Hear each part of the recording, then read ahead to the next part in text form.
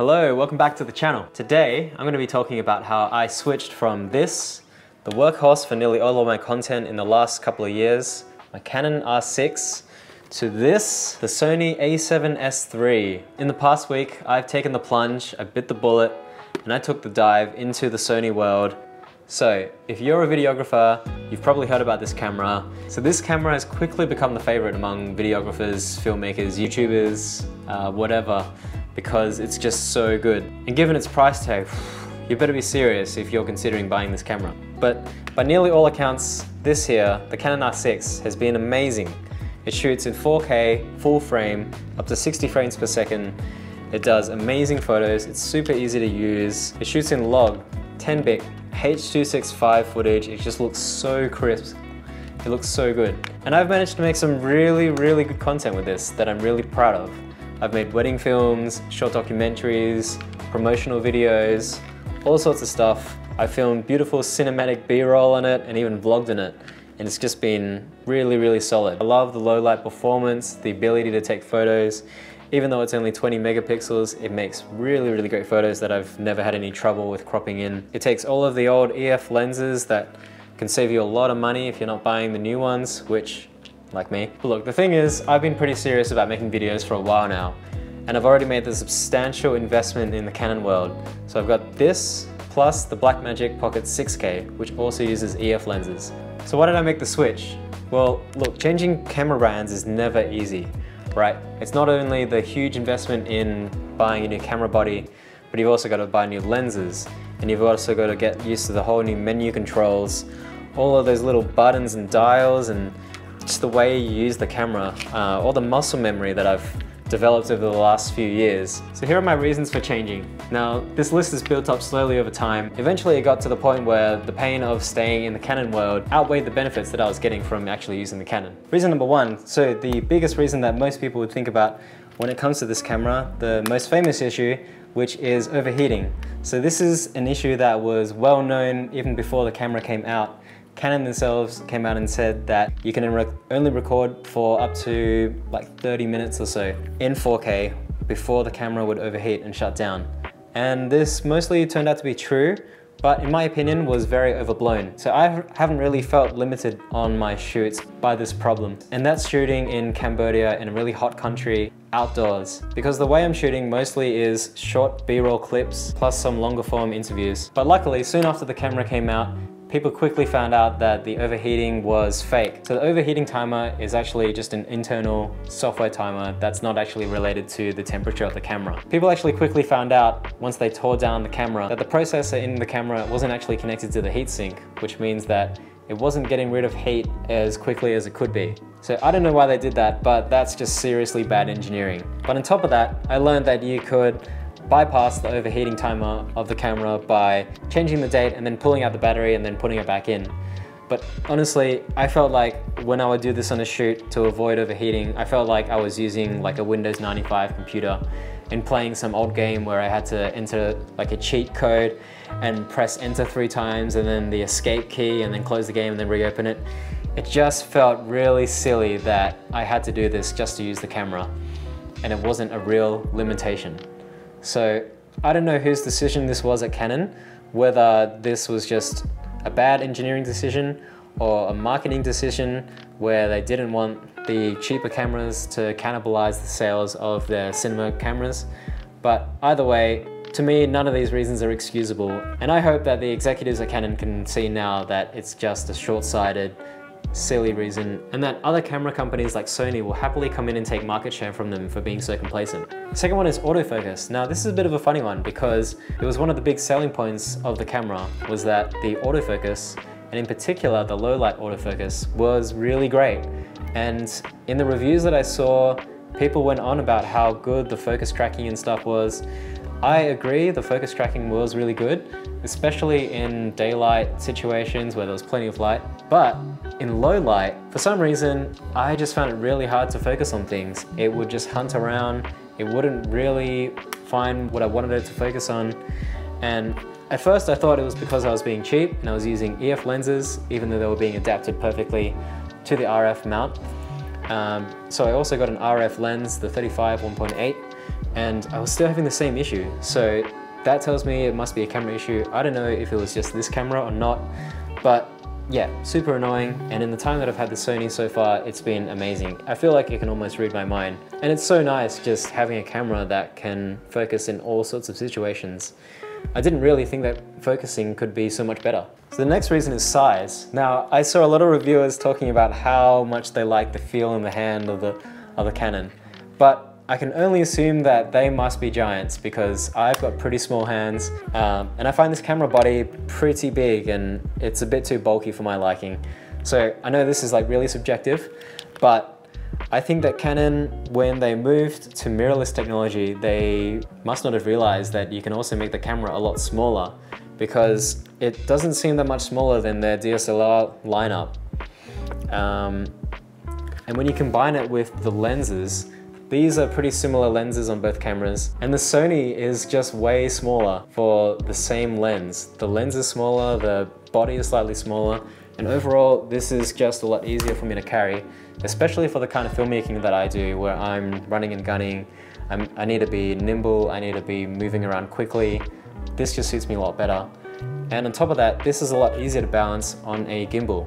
So I use a Zhiyun Weeble S gimbal, and I don't have any issues with this one like I do with the Canon. Even when I'm using a smaller lens with the Canon, it seems to freak out quite a bit and has a lot of trouble balancing sometimes. But with this one, I can put this mid-range lens with an ND filter on the ends, and it just has no issues. It's so nice to work with. Next up is lens selection. So Sony have been in this mirrorless game for a lot longer than Canon, especially with the A7 III, which was super popular back in 2017 until, well, now even. So they've been really trying to push this mirrorless technology forward. And as a result of that, they've got prime lenses in 16, 20, 24, 28, 30, 50, 55, and more millimeters. And it's just a massive selection from not just Sony, but Tamron, Sigma, Rokinon, and like a whole bunch of others. Yeah, you just don't get as much of a selection on the Canon system because it's only really been around for a few years. I really like that with Sony, the same mount is used for their APS-C cameras, like the 60-600 lineup, as well as their full frame lineup. And even up to their cinema cameras, they all use the same mount. So it's really nice to know that you can really share your lenses across many different cameras. It also gives you more peace of mind that you can have an easier time selling your lenses when the time comes. Next up is customization. I really love the fact that Sony have these C1, 2, 3, 4 buttons. They've got the exposure dial and just all these different modes that you can customize. I don't have the same customization options on the Canon. So I really love that with the A7S III, you can actually customize the 1, 2, 3 video mode dials up here to be for different video settings. For example, 25 FPS, 50, and 100. And I can change the shutter speed for all of them, and I can easily switch between them. This has been super, super helpful for me out shooting because I can just easily switch between them, and I know that my settings are already set. But with a Canon, I've got to double check and triple check my settings all the time and make sure that I'm shooting in the right shutter speed for the right frame rate, etc. It's just super nice to use. Another one is proxy recording. I love being able to record a proxy video at the same time as, for example, an interview. So I can send this low-res proxy recording to my translator because I'm often shooting interviews in Khmer, which is the Cambodian language, and I can really quickly send that to my translator and have them transcribe it to English for me. With the Canon, I would have to come home, upload the footage to my computer, re-export it in a lower res setting, and then upload it. So that just took out a lot of steps for me. Next up is dynamic range. I've really been impressed by the dynamic range on the Sonys. I know they claim up to like 15 stops. I don't think it really gets that high, but it's up there. Whereas in testing, the Canon R6 only gets about 11 stops of dynamic range, and you can really see the difference. Especially with highlights, I find that whenever I'm shooting something that's a little bit too bright, the highlights get clipped so easily. So I've gotten used to just underexposing my footage quite a lot. And sometimes that's left me with footage that's just a little bit too dark and a little bit too moody for my liking. So I like not having to worry about that on the S3. Next up, a big one for me is battery life. Now, I love that Canon have used these LP E6 batteries all the way from their DSLR lineup up until now. So I don't know of any other camera company that has kept the same batteries for so long, which is great from a waste perspective and all that. But they haven't really figured out how to make battery life good on their mirrorless cameras yet, especially when you're recording video. So I find that I can only get around 1 hour of recording when I'm using this camera, and that's not even continuous recording. That's with like short 1 to 20 second B-roll clips and maybe a short interview here and there. But with the Sony, I'm finding that I can shoot for like half a day under the same conditions as I would the Canon, and that's just awesome for me. Less time switching batteries is a massive time saver, and combined with the fact that I don't have to keep pulling out the battery for overheating issues means that I miss a lot less shots when I'm on a shoot, which is awesome. Next up is rolling shutter. This hasn't been a massive issue for me on the Canon because I'm not whipping around my camera that much when I film, but the rolling shutter performance is also a lot better on the Sony. The last one, which is probably the biggest reason for me, is the company direction.